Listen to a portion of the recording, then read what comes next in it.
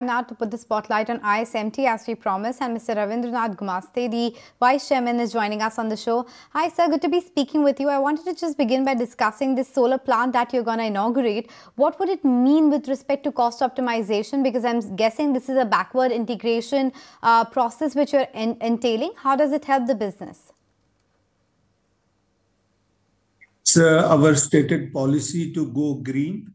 And as per that, we have taken up the installation of solar power plant as well as subsequently wind power plant.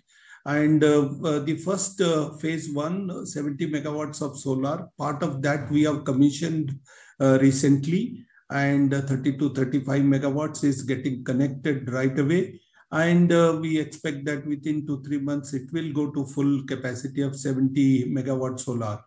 And then we are also starting the phase 2, and we expect that to become operational within next 1 year time.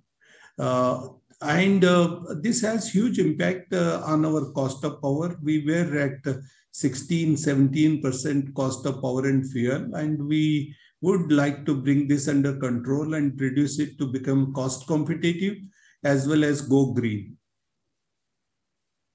Good afternoon. This is Vinny joining in the conversation. So, you did speak about 35 megawatt coming into play now and already going to start becoming operational. So, you've also highlighted that, you want to double your capacity now. One, what is the capex target that one should be keeping an eye out on? What would be the spending on that front? And how will that be funded as well? Basically, we have started in ISMT the debottlenecking projects to improve the capacity utilization both on steel as well as the tube. And these capexes are marginal capexes, like we had provided 100 crores last year, and we are again progressing to complete them as well as add a couple of these are small capex.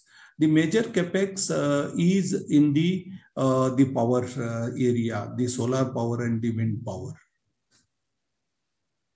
And most of these capex and investments mainly funded with internal accruals, and if required, we do small borrowing for a short period like 3 to 4 years. But given all of these capacity expansions, debottlenecking, backward integration, all of that you are doing, what does it mean for revenue and margin going forward? You did talk about how cost also gets to benefit on the cost and power front. Is 3,000 crore on the top line a realistic estimate, and what kind of profitability could it come up with? I think, one of the effort has been, both steel and tube, the sales quantity increase. We couldn't realize much in the last year. It was very, very marginal, but the demand for steel and tube over this year, it has improved, and we look forward to realizing the growth in ISMT this year.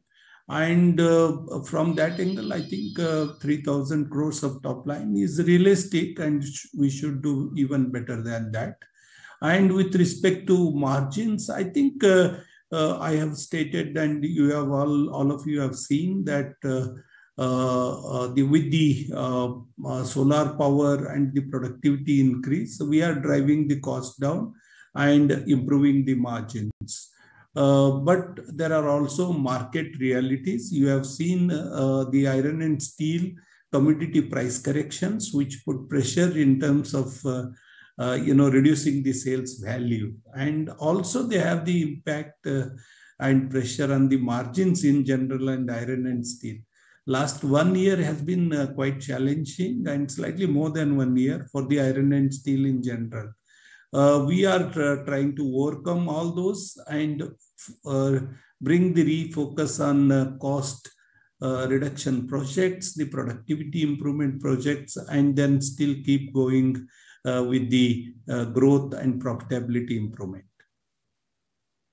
One update that we wanted that has been in terms of the progress of the merger with Kirloskar Industries. What has been the update there, and what is the expected timeline for the completion here? I think a couple of approvals basically required from NCLT, and we have shortly the next hearing and couple of hearings. I think we should be through.